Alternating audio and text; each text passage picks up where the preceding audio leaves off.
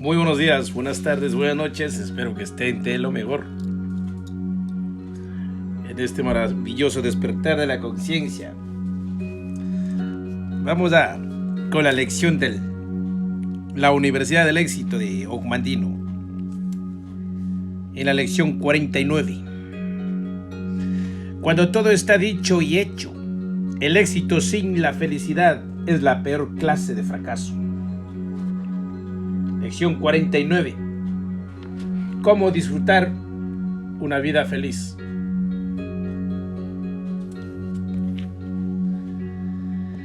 Hace más de 1000 años, el poderoso califa de Córdoba escribió: hasta ahora he reinado más de 50 años en la victoria o en la paz, amado por mis súbditos, temido por mis enemigos y respetado por mis aliados. Riquezas y honores, poder y placeres solo han esperado mi llamado. Me parece faltar a mi felicidad ninguna bendición terrenal. En esta situación, he enumerado cuidadosamente y con diligencia los días de una felicidad pura y genuina que me han cabido en suerte. Suman 14. Los filósofos, hombres, sabios y poetas se muestran casi unánimes en su conclusión de que la meta final en la vida es ser felices. Y no obstante, la felicidad, para la mayoría de los seres humanos, es una mariposa que cuando se persigue siempre está fuera de nuestro alcance. ¿Por qué? ¿Qué hay en esta condición gratuita para todos que la convierte en algo tan raro? ¿Y qué debemos hacer o dejar de hacer a fin de permitir que el sol brille más en esos sombríos días de nuestra vida? Nuestra nación fue la primera en toda la historia del mundo que incorporó la palabra felicidad. En 2 documentos básicos de su fundación, fue un esfuerzo digno de la alabanza de parte de varios hombres muy sabios, pero 200 años de experiencia han demostrado que el hecho de concedernos la libertad para disfrutar de la felicidad no ha sido garantía alguna de que así sucedería. El éxito y la felicidad a menudo van unidos como metas, como si el logro de primero automáticamente garantizara la segunda, pero no es así. Todos conocemos a individuos con éxito que se sienten desdichados. ¿Se puede tener éxito o a la vez ser feliz? Sí. En esta lección tomada de su libro, The Power of Maturity, Lois Binstock le presenta 5 sentidos espirituales que son tan importantes para su vida como los 5 sentidos físicos de vista, oído, olfato, gusto y tacto. Combina estos 5 sentidos importantes con los secretos para alcanzar el éxito que él ha aprendido en esta universidad y su vida estará llena hasta los bordes de alegría, amor y logros. Muchos de nosotros conocemos la historia, el motín del Bounty, o la hemos visto en cualquiera de sus versiones cinematográficas. ¿Quién puede olvidar la voz del mando de Charles Lawton llamado Señor Christian? Suman 12 a las injusticias que desataron el motín, acaudillado por Clark Gable. En realidad hubo un motín en un buque real llamado el Bounty. La causa del motín parece que fueron las inhumanas acciones del capitán Blake, pero entre líneas podemos adivinar otros factores. Ciertamente uno de ellos era la creencia entre los maltratados marinos ingleses de que podían encontrar un paraíso permanente en alguna bellísima isla como Tahití, en donde con anterioridad habían permanecido durante una temporada maravillosa. Allí en medio de un balsámico clima de los días soleados y noches de luna, viviendo del generoso seno de la madre naturaleza, podían terminar sus días entre un pueblo nativo feliz, sin necesidades ni preocupaciones.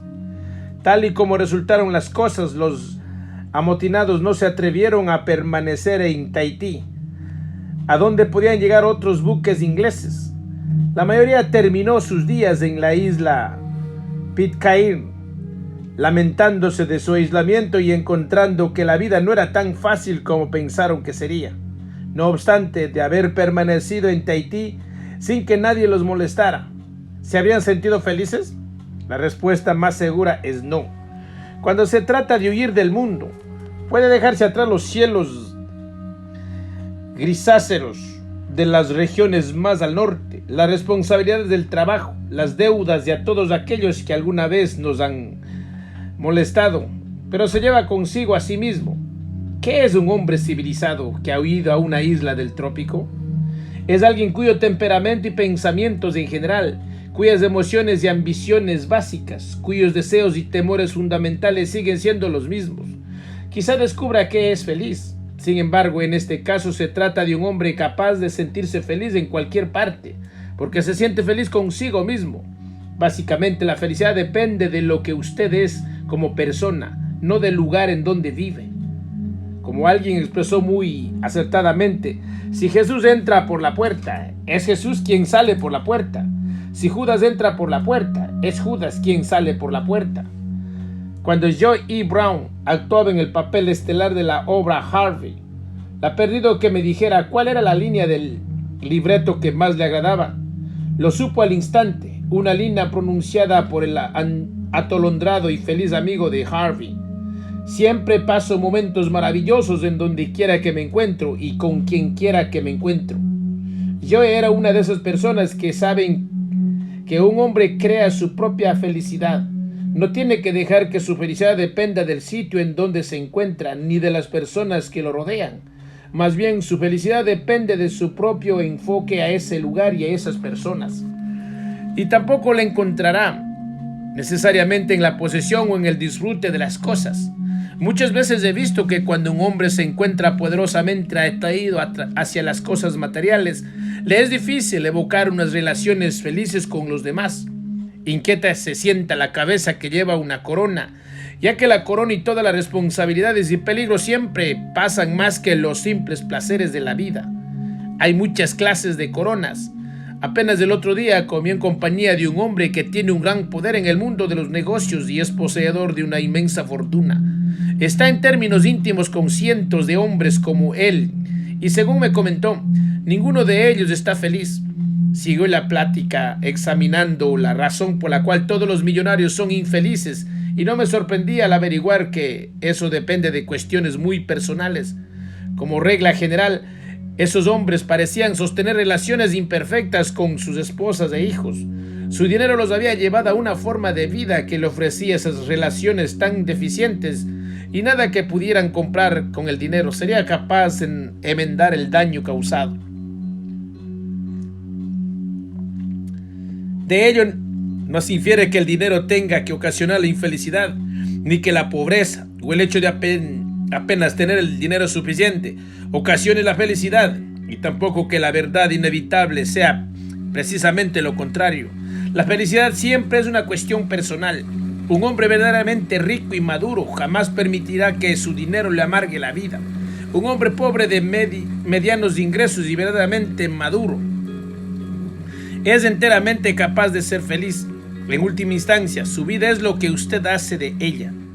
La literatura y el saber popular del mundo están llenos de historias que señalan lo vana que puede ser la búsqueda de la felicidad. Más bien, la felicidad es una bendición que cae sobre nosotros a medida que avanzamos, un tesoro que encontramos incidentalmente. El pájaro azul de Maurice Maeterlinck nos habla de una historia así. Tiltil y Mitil, el hijo y la hija de un leñador, tienen en su hogar un mirlo que guardan en una jaula. Sin embargo, lo que desean es el pájaro azul de la felicidad y parten de su humilde choza en busca de ese fabuloso pájaro azul.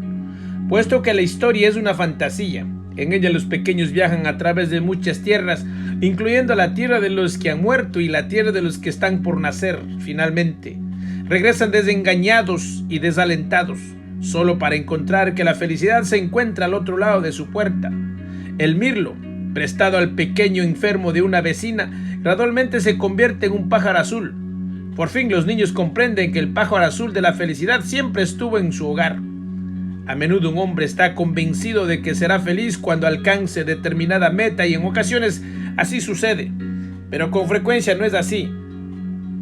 Va que una de las formas de impedir que los sintamos felices es fijarle condiciones a la felicidad, o sea, declarar: así podré ser feliz y así no podré ser feliz. A menudo se puede observar este fenómeno entre las madres. Primero dirán cuando Johnny salga de la primaria, me sentiré tan feliz. Y lo son durante algún tiempo, pero al año siguiente se las escucha decir a sus amistades, cuando Johnny termine la preparatoria, me sentiré tan feliz. Y lo son, por lo menos durante un verano. La graduación de Johnny en la universidad ocasionará el mismo resultado, igual que el matrimonio de Johnny y el nacimiento del primer hijo de Johnny, cuando mamá se convierte en una extática abuela, y ese sentimiento puede continuar hasta que se convierte en niñera. Si mami no ha aprendido la forma de ser feliz entre una y otra de sus bendiciones especiales, no conoce gran cosa acerca de la felicidad. La palabra serendipity, del idioma inglés, acuñada por Horace Walpole, se define como la buena suerte para hallar cosas valiosas por casualidad, mientras la persona se dedica a otra cosa. A menudo sucede lo mismo con la felicidad. Algunas personas pasan por la vida buscándola, pero sin hallarla jamás. Otras, dedicadas al fiel desempeño de sus tareas cotidianas a hacer el bien a sus semejantes, se encuentran que son decididamente felices. Vamos a aclarar que no hay que confundir felicidad con placer.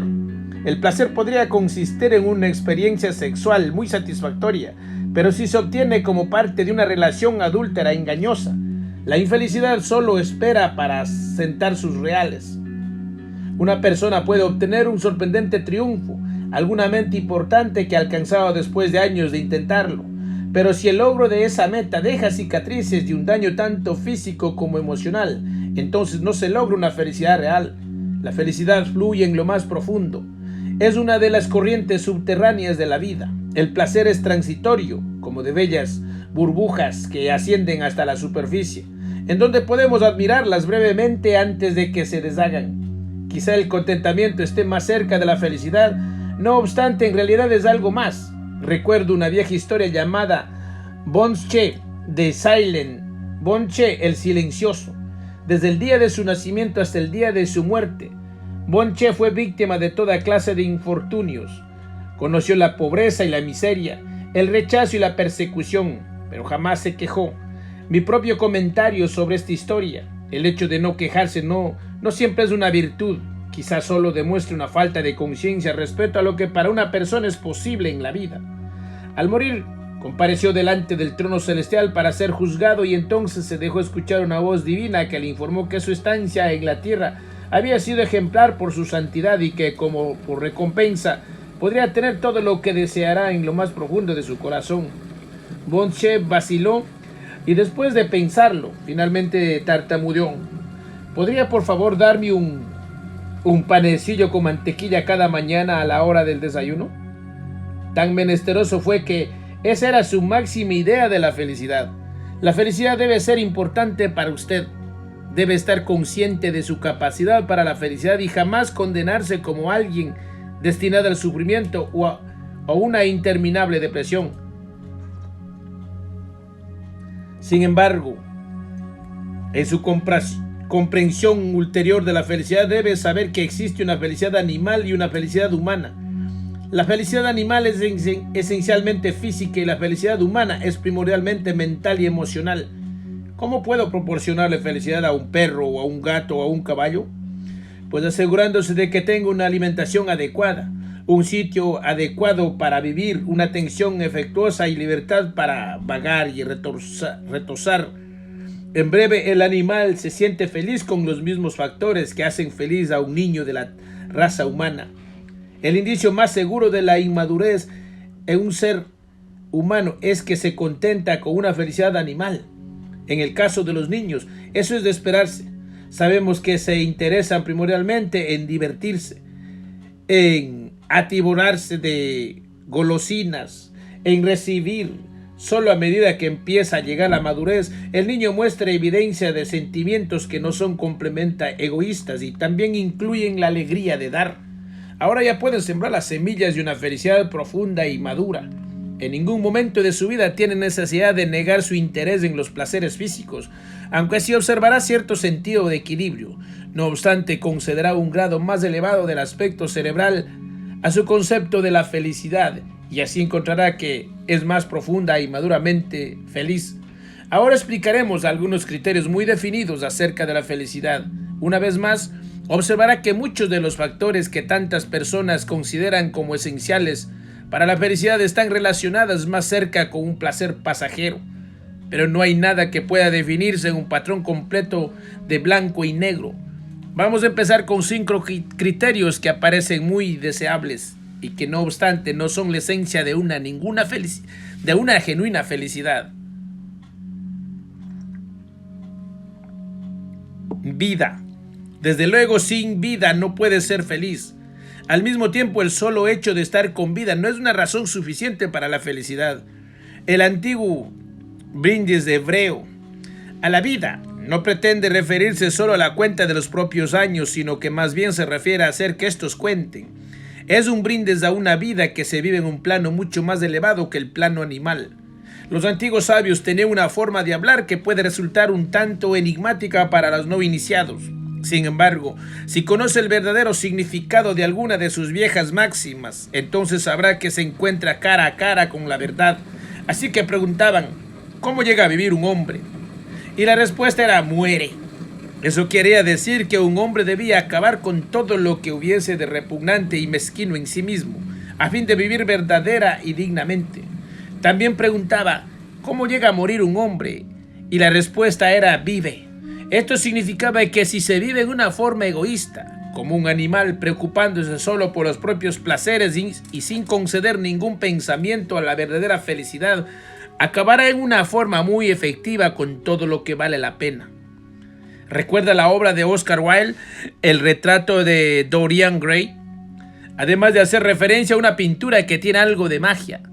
Tras el retrato hablado de un hombre que se destruyó a sí mismo por su forma de vivir, su idea de la felicidad era saturar su vida con la satisfacción de todos sus instintos animales, comer y beber como un glotón, satisfacer sus pasiones sexuales siempre y en donde fuese posible, llenar cada día con la mayor cantidad posible de esparcimiento y la menor cantidad posible de trabajo.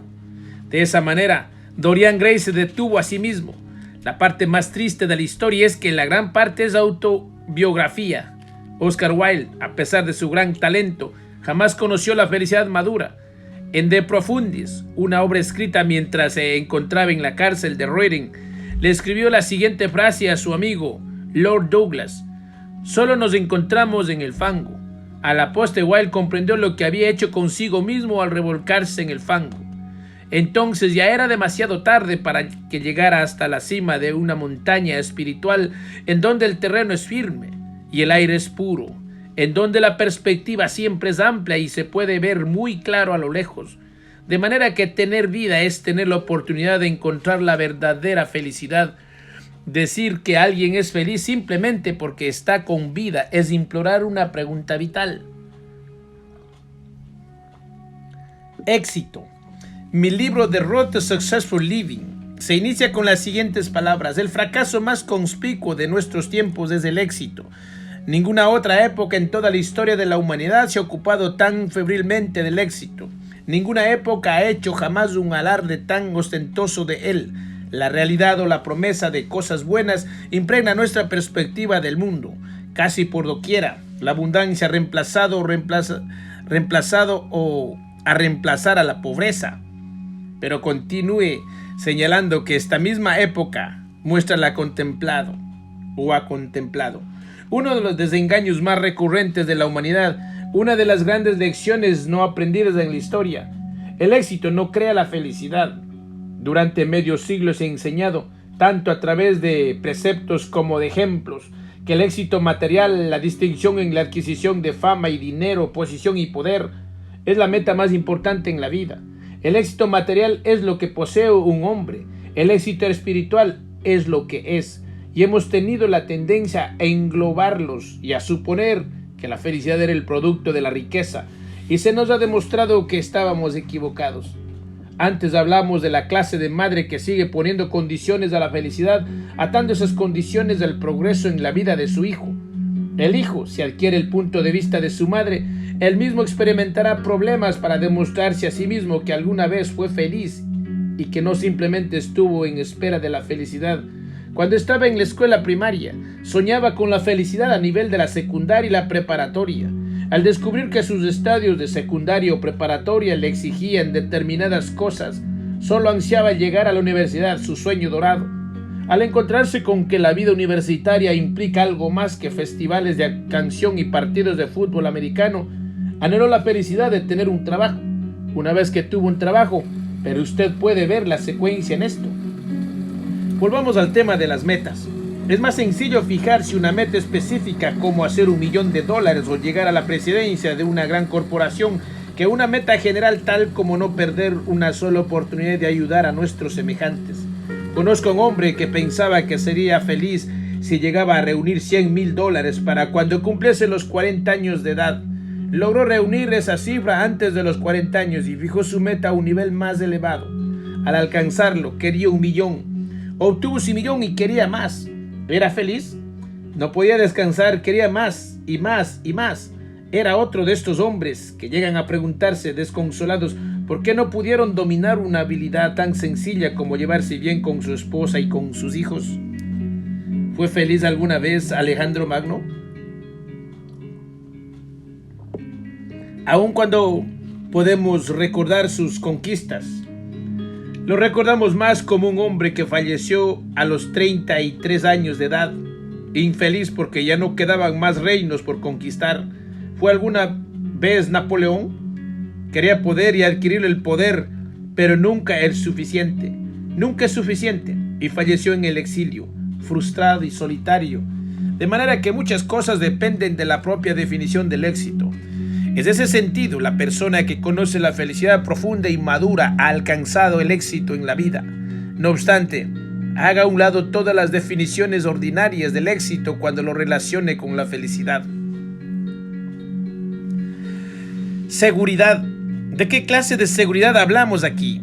Una vez más debemos tomar la palabra seguridad dentro del significado que tiene para la mayoría de la gente, seguridad financiera. ¿Quién la tiene?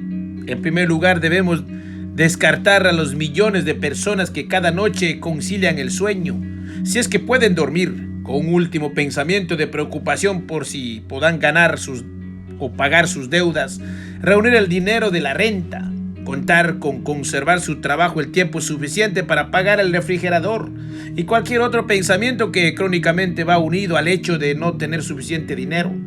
Usted quizás suponga que quienes tienen una buena provisión de dinero deben sentirse seguros. ¡Ay! No es así. Para los inmaduros, la seguridad financiera es una expresión tan relativa que difícilmente puede decirse que exista. Algunos de mis lectores quizá puedan recordar la oleada de suicidios que tuvieron lugar por todo Wall Street durante la época de la gran bancarrota en 1929. Posteriormente, los registros mostraron que muchos hombres que saltaron desde las ventanas de sus oficinas ni se habían quedado en la miseria ni estaban cerca de ella. Pero el hecho de verse reducidos de multimillonarios a poseedores de unos cuantos cientos de miles de dólares es más de lo que algunos hombres pueden tolerar. Y tampoco un hombre rico tiene que perder su dinero a fin de demostrar lo poco que hace por él, en el sentido de ofrecerle una verdadera seguridad interna. No es nada insólito que un hombre que posee millones le entregue a una esposa una miseria mesada. Un famoso multimillonario que alcanzó el éxito fabricando cierto refresco gaseoso muy popular en todo el mundo se sentía casi histérico cada vez que tenía que firmar un cheque para el pago de sus impuestos. He escuchado decir: se tiene seguridad o bien no se la tiene. Esto es cierto cuando hablamos de la única seguridad real, de la seguridad interna. Sin embargo, quienes no la tienen pueden buscarla y a menudo la encuentran. Una vez que saben que la felicidad no se mide en dinero, ni en amistades, ni en ninguna otra cosa que pueda desvanecerse.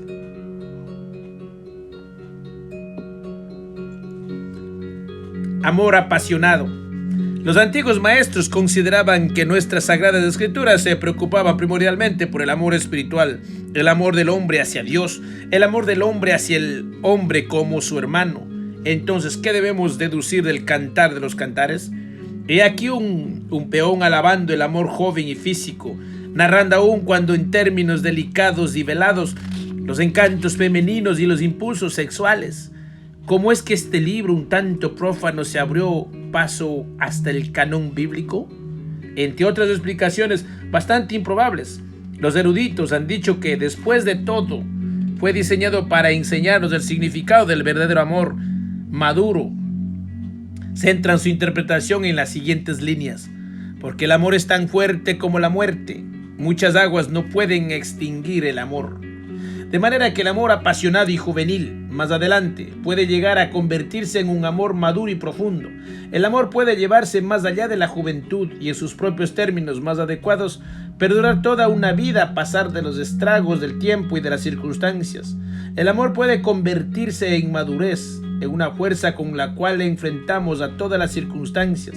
El amor apasionado tiene en su lugar negar las pasiones de la juventud, sería negar la naturaleza humana. Solo recuérdese que esta clase de amor, que parte muchos de la única clase de amor que existe, no tiene ninguna relación firme con la felicidad. Desafortunadamente, el amor apasionado es un amor más dramático que maduro, más visible, más fácil de tratarse en las canciones y las historias. El desfile de éxitos musicales siempre está saturado al tope de canciones de amor a un nivel romántico, si no es que apasionado. Las historias de amor perduran a través de los años. Los amores juveniles contrariados siempre serán un tema para la novelista y el poeta.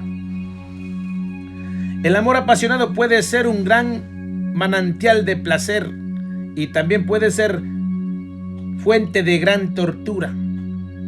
Ya sea que dos enamorados descubran que después de todo son personas diferentes, o que entre en escena el fatal terco. La persona madura puede disfrutar de un amor apasionado, pero sabe que es transitorio y sabe que cualquier fenómeno transitorio no es un cimiento adecuado para la felicidad. Los jóvenes maduros pueden amarse profundamente uno al otro, y sin embargo su felicidad esencial es un factor que pugna más allá de su pasión. En el seno de una familia puede existir un profundo amor, aunque también haya constantes altercados. Conozco a muchos hijos que aman a sus padres, pero que de alguna manera tienen que discutir con ellos. Ciertamente esta clase de amor no causa la felicidad a ninguna de ambas partes. Paz. La obra Peace of Mind de Johnson Liebman se publicó hace más de 20 años y la paz sigue siendo una cuestión tan individual como la descripción que en ella hace. Ciertamente no existe una paz general, ya sea interna o externa. A pesar de nuestros grandes avances en diversos frentes del progreso material, todavía nos vemos desgarrados por tensiones internas y vivimos ahora con terrores especiales al saber que un movimiento en falso podría despoblar la tierra. Con todo esto debemos comprender que no puede existir una condición tal como una paz absoluta sobre la tierra, exceptuando la paz de la tumba. Una vez más, cito de mi libro, The Road to Successful Living. La paz de la vida no puede ser perfecta y tampoco puede ser permanente. La esencia misma de la vida es el movimiento, y el movimiento siempre tropieza con la resistencia. La resistencia significa conflicto. La guerra armada puede cesar algún día y esperamos que sea pronto, pero los conflictos internos de la humanidad jamás se resolverán totalmente.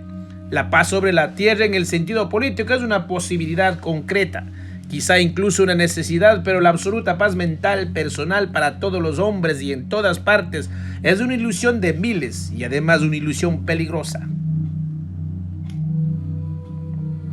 El hombre maduro sabe que únicamente alguien que vive como un vegetal privado de los procesos vitales de pensar, sentir y aspirar a algo podrá tener paz mental, pero eso no significa que un hombre activo no pueda disfrutar de cierta felicidad.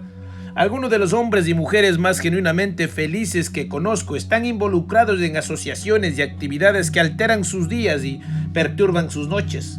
Al entregarse a sí mismos los demás, al trabajar con afán sin recibir paga alguna en bien de causas nobles, por muy desagradable que pueda ser su trabajo, encuentre una felicidad desconocida para quienes solo buscan la paz.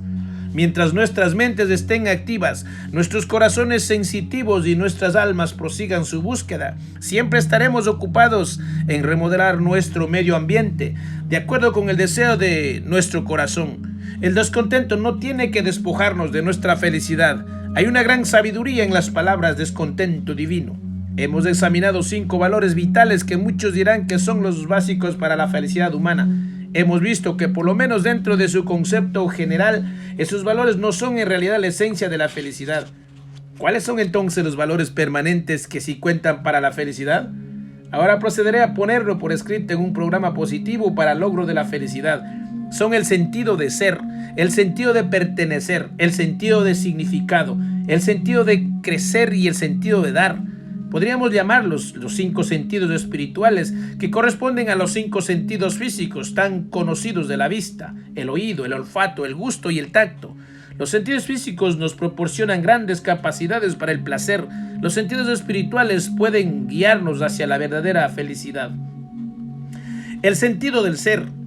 En su libro The Importance of Living, Lien Yutang nos recuerda que las 3 grandes religiones de China, el confucianismo, el taoísmo y el budismo, comparten en común un enfoque muy terrenal y de sentido común a la búsqueda de la felicidad.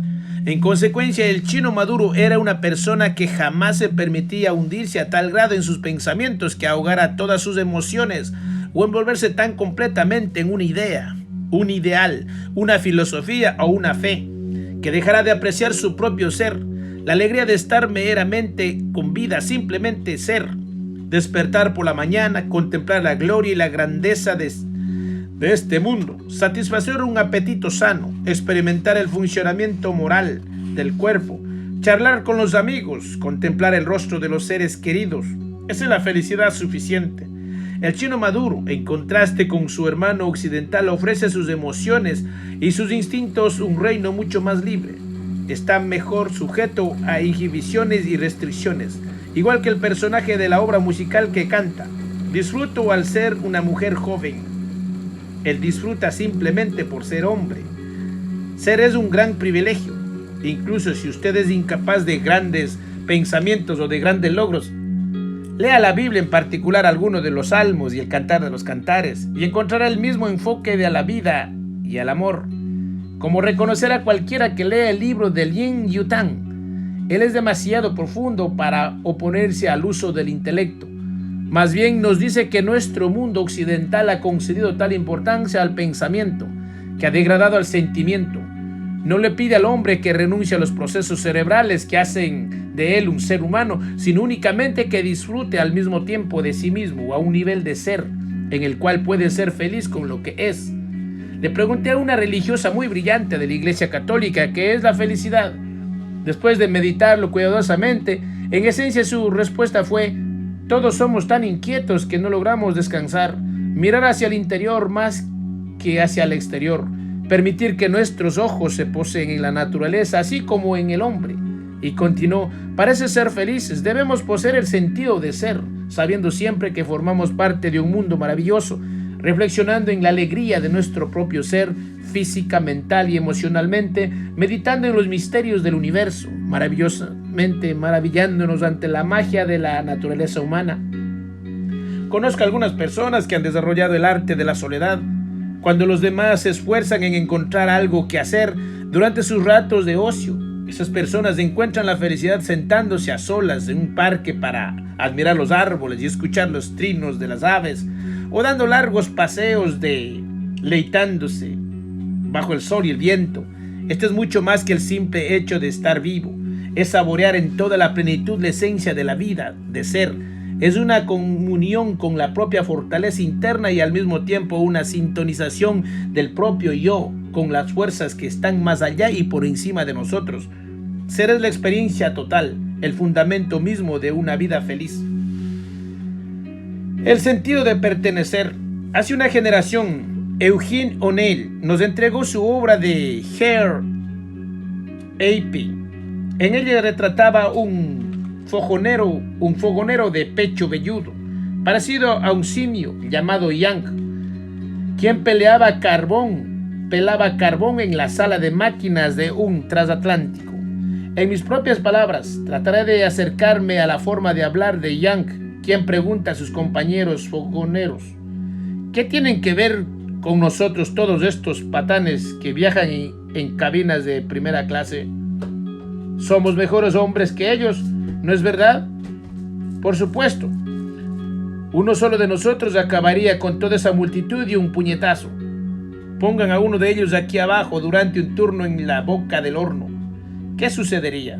Se lo llevarían en una camilla. Esos tipos no sirven para nada. Solo son bultos. Pues bien, entonces nosotros sí pertenecemos, ¿no es así? Nosotros pertenecemos y ellos no. Eso es todo. Un día Yang, curioso, vagabundea por la sección de pasajeros de primera clase en la parte superior del barco. Accidentalmente tropieza cara a cara con una bellísima joven aristocrática de modales refinados.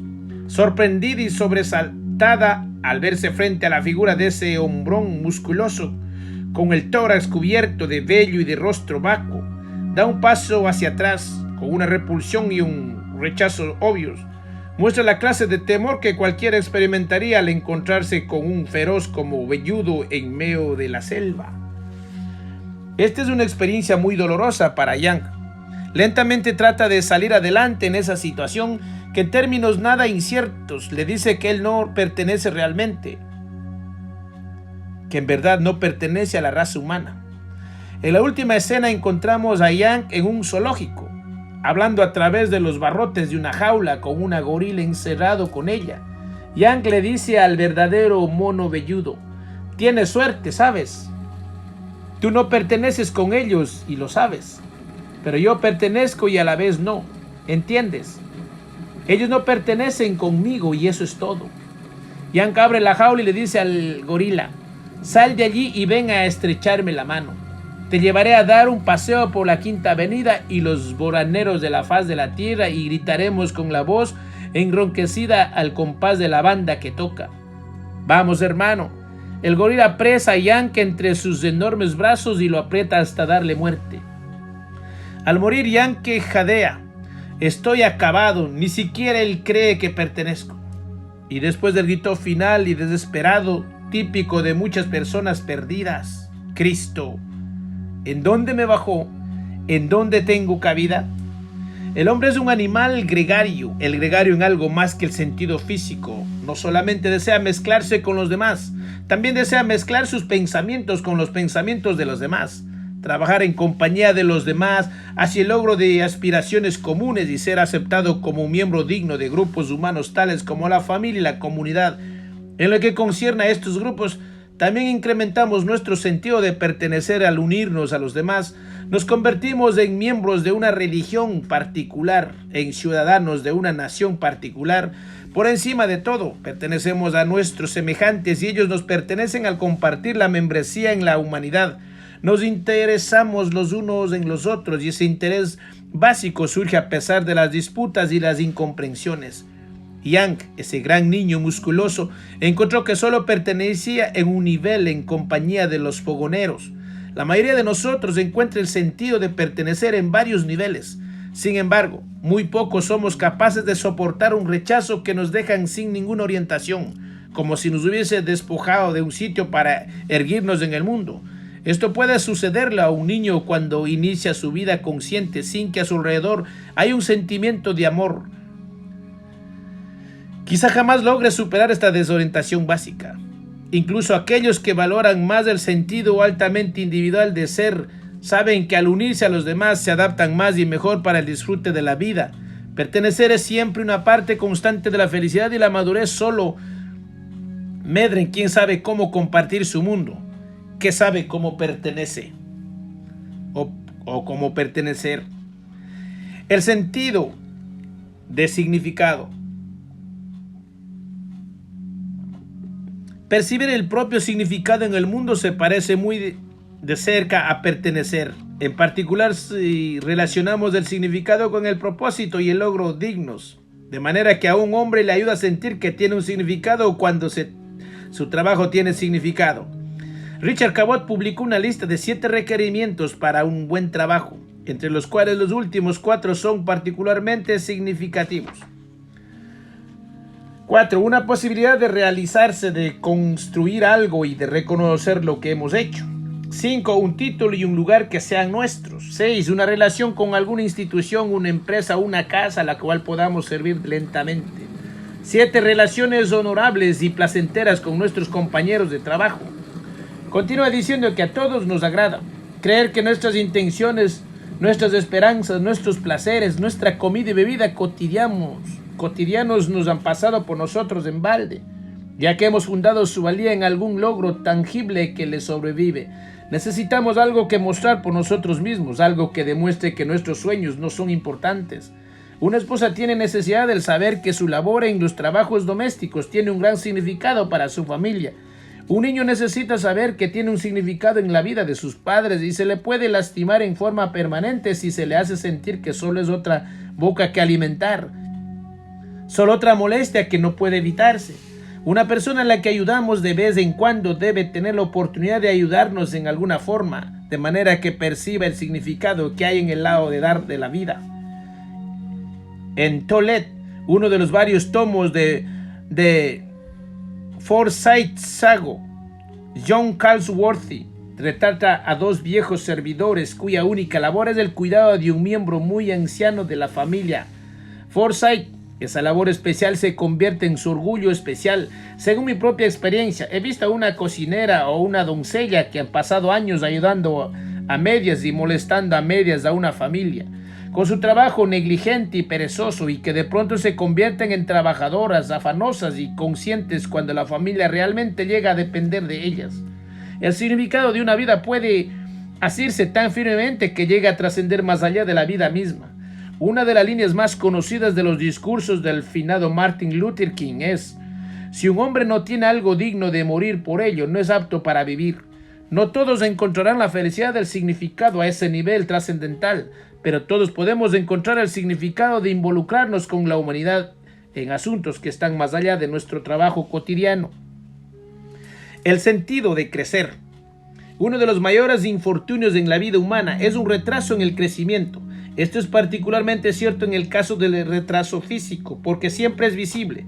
He visto muy de cerca la agonía de niños y niñas que debido a cierto defecto están condenados a nunca crecer más allá de 1,20 m de estatura, y es necesario decírselos. Y los he visto desarrollar un enfoque maduro a su penosa condición, hacer a un lado la autocompasión y convertirse en los individuos más felices dentro del círculo de sus jóvenes amigos. Incluso desarrollan un sentido del humor acerca de su aflicción, convierten una desventaja en una ventaja. Desde el punto de vista de la madurez, crecen en su interior. Una de las comunidades más felices que jamás he visitado fue una escuela para niños mental y emocionalmente retardados. Algunos de los padres más felices que he conocido han sido las madres y padres de niños retrasados. Es verdad que algunos niños retrasados son felices porque son incapaces de sentir los disgustos y las tensiones que contribuyen a la infelicidad. Pero aún así, entre los niños retrasados, el sentido de crecer es un sentido de felicidad. El hecho de aprender a emplear unas pocas palabras nuevas, de comprender que se han ganado un amigo, desarrollar, después de muchos intentos, alguna habilidad pequeña, pero útil, es un crecimiento significativo y delicioso para esos niños. También es la base de la utilidad, de pertenecer, de significado. Ver crecer, aun cuando solo sea un poco, a sus hijos retrasados es una de las mayores alegrías para los padres. En nuestra época, el crecimiento intelectual se ha convertido en algo de moda. La aceleración y la expansión del aprendizaje para niños normales. En la actualidad ahora se inicia durante los años pasados en el jardín de niños. El creciente número de clases para adultos en muchas materias es otro indicio de impulso progresista de la educación. Sin embargo, el incrementar nuestro crecimiento emocional aún es un problema difícil de resolver. En medio del mundo tan densamente saturado de injusticias y crueldad, de odio y de violencia, ¿cómo vamos a crecer con caridad, compasión, misericordia, indulgencia y amor? El desarrollo de este crecimiento emocional y espiritual es la meta de todas las grandes religiones. Es algo básico para el crecimiento de la madurez, que tal y como sabemos, es en sí un crecimiento interior constante. El sentido de dar. ¿Qué es exactamente dar? En el sentido físico, por lo común, equivale a entregarle a alguien parte del excedente de nuestras posesiones, por lo general a alguien que lo necesita. Este puede ser un movimiento mecánico. El dinero puede hacer el bien, no importa de dónde proceda y no importa con qué espíritu se dé. El verdadero dar incluye el verdadero dar, una dádiva que surge del interior. debe ser una dádiva del corazón junto con la dádiva de la mano. El dinero puede ser su signo externo y necesario, pero quien en realidad da, sabe cómo dar también una parte de sí mismo. Cualquiera que tome parte en el manejo de las campañas de caridad sabe que hay formas para obtener mayores contribuciones. En una gran ciudad, el comité de directores del Arcón de la comunidad descubrió que cierto comerciante próspero y eminente solo había donado la suma de $500 para la caridad anual. Así que fueron a visitar a ese hombre.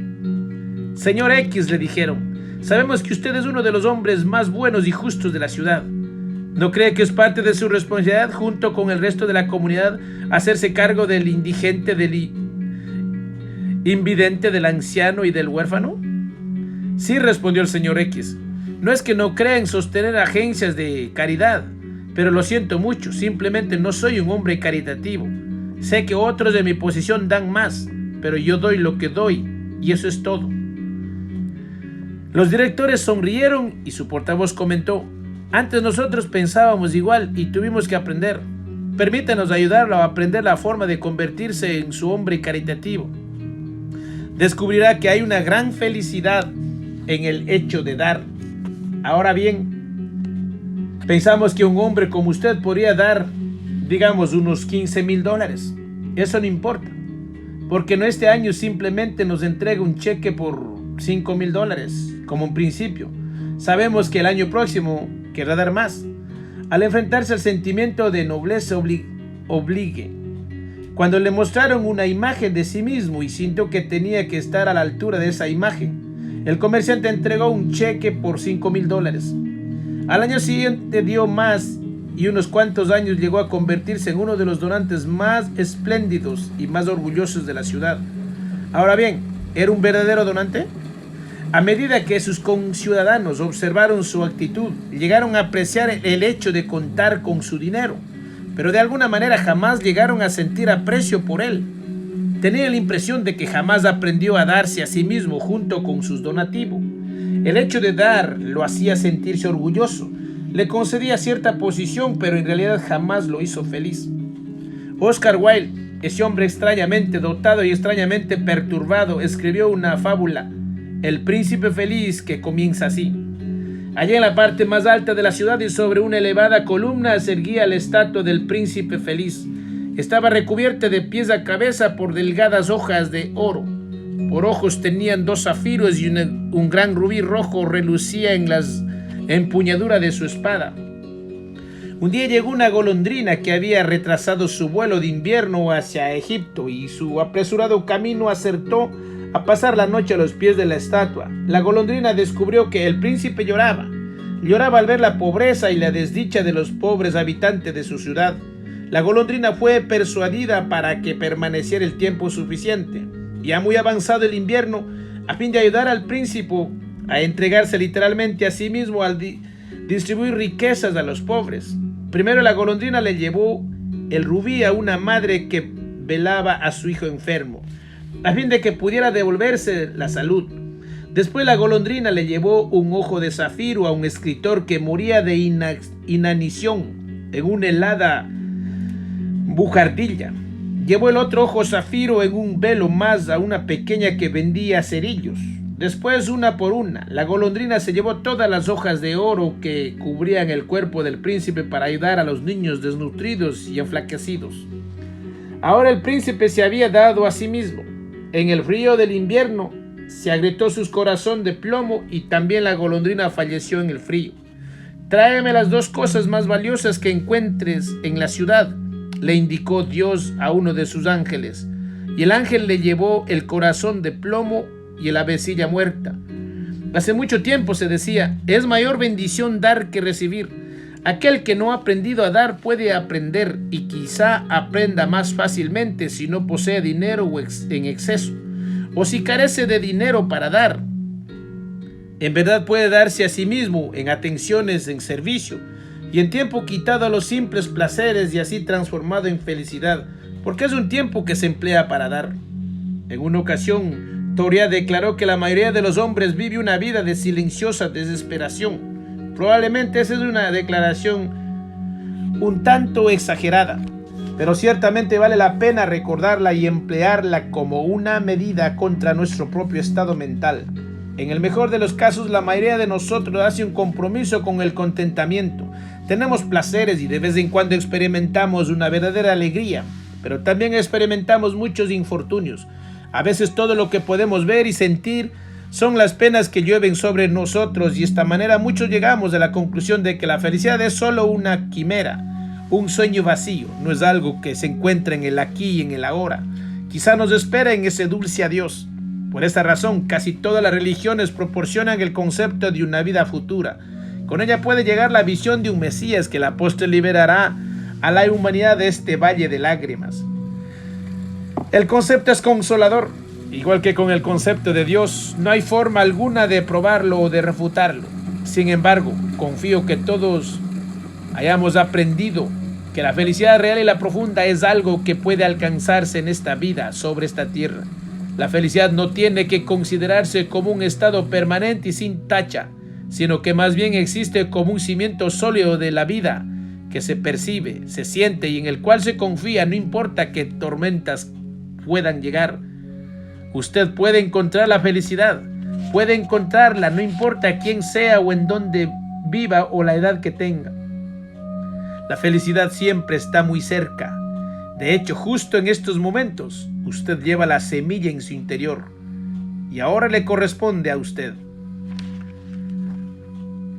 Howard Whitman. La lección 50.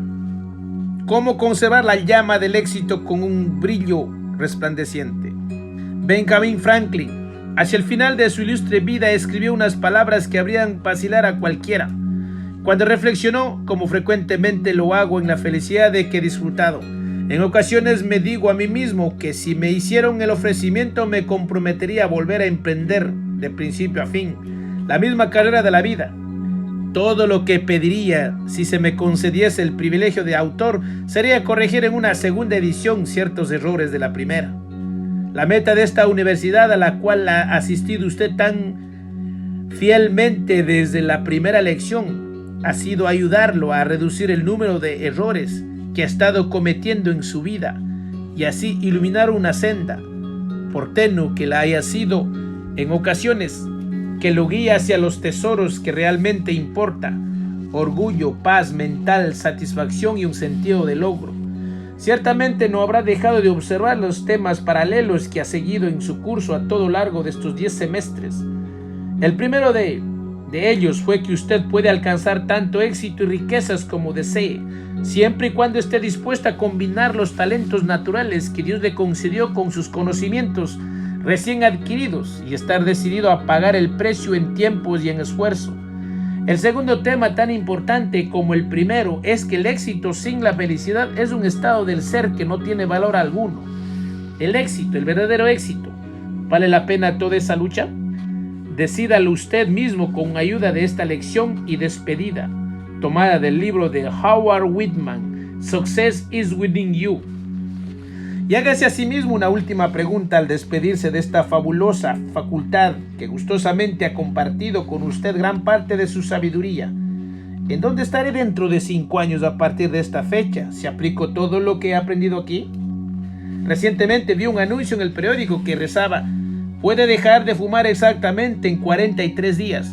No se necesita fuerza de voluntad. Qué típico es esto de una época en la cual las virtudes comunes, entre ellas la fuerza de voluntad, se han convertido en algo que no solamente insólito, sino también impopular. De alguna manera, a finales del siglo XX, hemos llegado a creer que en nuestra espectacular era hemos aprendido mucho más que toda la humanidad que nos precedió, que podemos descartar el pasado, arrinconar las realidades y considerar las virtudes como antigüedades interesantes, pero inútiles. En nuestra actividad hacia el éxito, casi hemos convertido a las virtudes en vicios. Hemos menospreciado con nuestro desdén, muy del siglo XX, calidades tales como el trabajo arduo, la perseverancia, la minuciosidad, la diligencia, la conciencia, la aspiración y la ambición. Incluso hemos llegado a considerar algunas de ellas como algo neurótico. En el mundo cotidiano de trabajo, en vez de buscar hombres jóvenes que ardan en ambición, hemos clasificado a este tipo como personas que tratan de impresionar.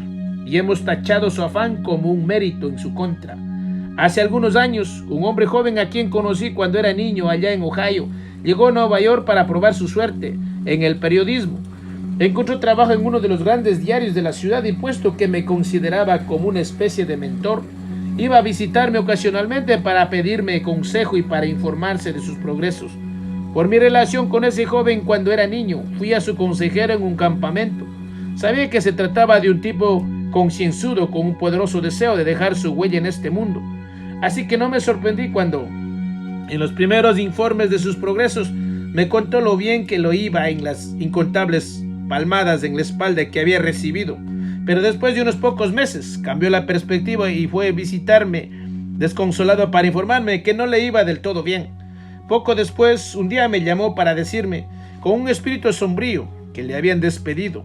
Le preguntó cuál era la razón y todo lo que pudo decirme fue que un hombre de más edad que trabajaba en la mesa de redacción y que le había brindado su amistad, le explicó: no te preocupes por ello, muchacho. Lo hiciste y muy bien. El único problema es que trabajas demasiado arduamente. Temían que quisiera llegar a editor. No hay duda alguna de que el trabajo arduo, si no siempre es causa de un despido, cuando menos pueda hacerlo sumamente impopular en una época en que se ha entronizado el esfuerzo mediocre. ¿No se supone que debe estar ansioso por impresionar a los demás? ¿No se supone que deba correr tan aprisa? ¿Que sea tan ambicioso en la persecución de ese anticuado y desgastado premio llamado éxito?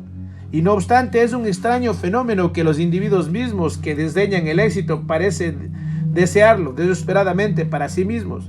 El autor de un libro que condena el materialismo no está menos interesado en el pago de sus regalías que cualquier otro autor.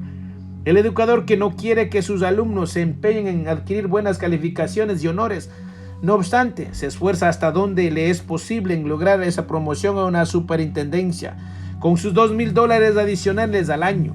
Los padres jóvenes que entre los 20 y los 30 años de edad están impregnados de psicología moderna y no quieren que sus hijos sean materialistas ni ambiciosos. Tienen una forma de llegar a convertirse en padres de 40 años que esperan que sus hijos hagan un buen matrimonio, que vivan en casas elegantes, en los suburbios y en breve que tengan éxito. Hay una razón para esa inconsistencia entre lo que muchos de nosotros alabamos y aquello en lo que verdad creemos.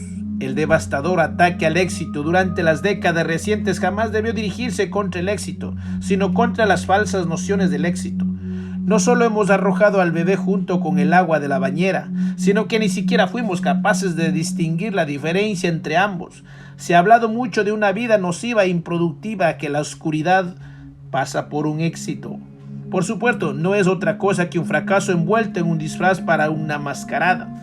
Pero el éxito mismo, el verdadero éxito, sigue siendo tan verdadero como siempre. Igual que una buena ley sigue siendo buena, no importa cuántas veces la violemos. Por supuesto, hemos violado el éxito, pero no por eso es una meta menos auténtica, ni porque muchos hayan seguido pistas falsas y hayan fracasado en alcanzarlo. Cuando la Asociación Norteamericana de Psicología se reunió durante el otoño de 1955, se hizo la acostumbrada investigación para encontrar una definición verdaderamente vasta de la salud mental. El Dr. Frank Barron, de la Universidad de California, adelantó una definición que, como comentó un observador, era insólita porque sonaba como algo muy común. Los 4 ingredientes para la salud mental, según el Dr. Barron, eran: primero, carácter e integridad; segundo, inteligencia; tercero, habilidad para fijarse una meta, mantenerla a la vista, trabajando hacia su logro en una forma perseverante y eficiente; 4, buen juicio para evaluar la realidad y la probabilidad y el conocimiento de sí mismo. La salud mental, igual que tantas de las exploraciones del hombre moderno, en esta definición cerró el círculo completo. La definición no hacía mención alguna de desajuste, compulsividad y perfeccionismo. En vez de ello, enumeraba virtudes tradicionales que se recomendaban a los jóvenes como pautas para vivir mucho tiempo antes de que naciera Freud.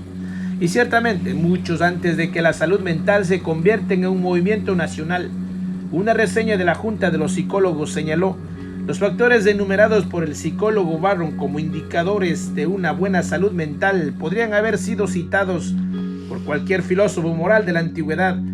Hay algo inherente en la naturaleza del hombre, colocado allí por el Creador y que está más allá del poder de eliminación de cualquier teórico, que le sirve de acicate hacia la expresión de su mejor esfuerzo, hacia el empleo de sus facultades y la lucha, y que lo recompensa con la satisfacción de un trabajo bien desempeñado. Tenemos a medir nuestra propia valía y a dirigir nuestro respeto hacia nosotros mismos, por lo mucho que logramos y por los buenos que somos de nuestro trabajo. De no ser así, el mundo aún seguirá avanzando laboriosamente en carretas tiradas por bueyes, arando la tierra con estacas curvadas y vistiendo con las pieles sin curtir de los animales. La satisfacción interna es nuestra recompensa inherente por el logro, que nos aguijonea para hacerlo mejor, ya sea o no la idea de los profetas sociales. Se ha llamado en el siglo XX siglo del hombre común. Esta denominación surgió en una forma bastante lógica como consecuencia de las guerras, de la depresión y la reorganización social que señalaron la primera mitad del siglo. Pero esperemos que una parte de la segunda mitad entronizse al hombre competente junto con el hombre común. La competencia es una realidad que no gravita hacia ninguna posición social ni privilegio. No es uno de los asesores de la riqueza y tampoco es algo que puede comprarse. Está en donde la encuentren, es algo innato en el hombre. Brilla sobre él ya sea que habite en una mansión o en un barrio bajo. Por consiguiente es una de las cualidades más en armonía con la democracia, pues las más encumbradas no tienen mayores derechos a ella que los más humildes. En su búsqueda todos los hombres son iguales. Les brindan la oportunidad a todos y cada uno de los hombres con la misma incorruptible paridad. Hemos rehuido al éxito, virtualmente hemos conspirado en su contra, hasta el grado de poner en peligro nuestra época y nuestra civilización. Hemos confundido la democracia con la mediocracia, tratando de alcanzar a un nivel muerto de medianía, como nuestro ideal cultural. Ahora debe estar cada vez más claro para muchos que así perdemos los mejores frutos de la democracia, la libertad y la oportunidad de cada individuo para dar rienda suelta a todo lo mejor que hay en él, para lograr todo lo que sea posible y para percibir el reconocimiento por ello. André Malraux, el escritor y filósofo francés, después de explorar los embrollos de intelectualismo moderno y como una nueva medida para nuestra época, nos ofrece la simple expresión de el hombre es lo que logra. Ciertamente ese movimiento hacia el logro es la vida, que nos demuestra su vitalidad. Si podemos elegir metas que en verdad queremos perseguir por nuestro propio bien y por motivos honestos, y tenemos tanto el valor como la competencia para proseguir en su búsqueda, entonces somos poseedores de la clase de éxito que podemos describir como real. De hecho, podemos ser ricos con o sin dinero. En una ocasión, el poeta de Carl Sandburg declaró: antes de considerar el sueño, dígase a sí mismo, aún no he alcanzado mi meta. Cualquiera que sea, hasta que no lo haga, me sentiré incómodo y hasta cierto punto infeliz. Cuando la alcance, busque otra. Este es el movimiento hacia adelante de la vida. Es la cadencia del éxito. El éxito no es un club exclusivo. Está abierto para cada individuo que tiene el valor de elegir su propia meta y de ir en pos de ella. De este movimiento hacia adelante es de donde surge el crecimiento humano y de ello se deriva la esencia humana conocida como carácter. Quizá el propósito final de la vida misma es poner a prueba al espíritu humano, desarrollar algo mejor a partir de él, algo más cerca de la perfección. El éxito máximo del individuo, por lo tanto, no se encuentra en los resultados materiales de sus afanes, ya que civilizaciones enteras han quedado sepultadas en las arenas y el polvo, y sin lugar a duda más civilizaciones se derrumbarán encima de ellas, formando un interminable cúmulo. Pero después de ellas, ¿qué es lo que viene a sumarse al espíritu humano? Ese es el quid del asunto, ya que después de las arenas y el polvo solo queda el espíritu humano para seguir adelante. A cada individuo, a todo lo largo de su vida, se le confía un fragmento de esta esencia humana, para que sea la chispa de su propia existencia desde el momento de su nacimiento hasta su muerte. En un hombre rico, ¿ha enriquecido el espíritu de la vida que le fue concedida? ¿Ha alcanzado el éxito? ¿Ha logrado que la chispa brille con más fulgor? Pues a cada uno de vosotros, ¿qué pensáis de todos los escritos del famoso libro ogmandino de la Universidad del Éxito?